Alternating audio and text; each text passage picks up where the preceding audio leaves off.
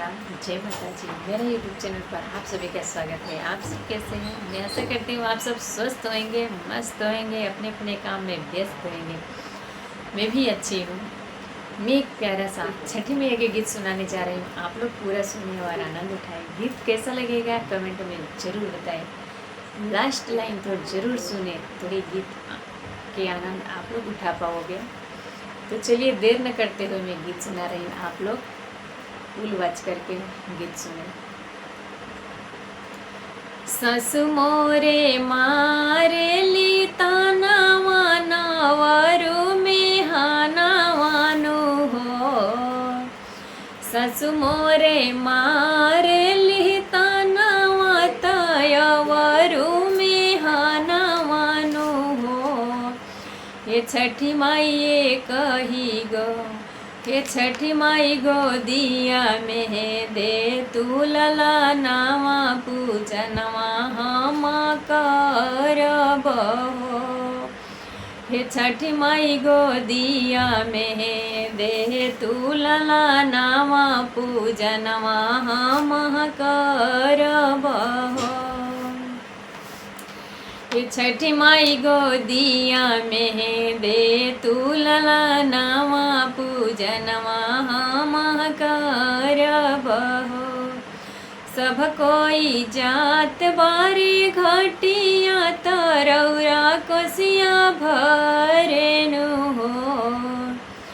सब कोई जातारी घटिया तरौर कोसिया भरेनु हो। ये छठी मैया देखी देखी, ये छठी मैया देखी देखी हमरो बहुत लागे ललनवा एगो दे तू हो। ये छठी मैया देखी देखी हमरो मनवा हरे ललनवा एगो दे तू हो। बोले लेना हमरो सजनवा ताए कही करनवानु हो। बोले ले हमरो ना सजनवा ताए कही करनवानु हो। ये छठी मैया दे तू हमके लला नावा पूजनवा हम करब हो। ये छठी मैया दे तू हमके लला नावा पूजनवा हम करब हो। धूम धाम से कर पूजनवा राउर और से पूजनवा राउर हो।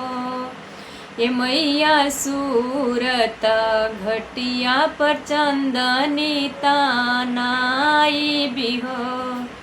ये छठी मैया सूरत घटिया पर चननी चनाई बझनिया नमो मिटाई दे तू हो। ये छठी मैया सूरत घटिया पर तननी तनाई बझनिया नमो मिटाई दे तू हो। ससु हमरो मारे लिहता नावा तो अवरु में हाना वानु हो। ससु हमरो मारे लिहता नावा तो अवरु में हाना वानु हो। तो ये प्यारा सा छठी मैया का गीत आप सबको कैसा लगा प्लीज़ कमेंट में ज़रूर बताएं। और मैं मिलती हूँ एक दूसरे वीडियो में नए गीत के साथ। तब तक के लिए जय छठी मैया।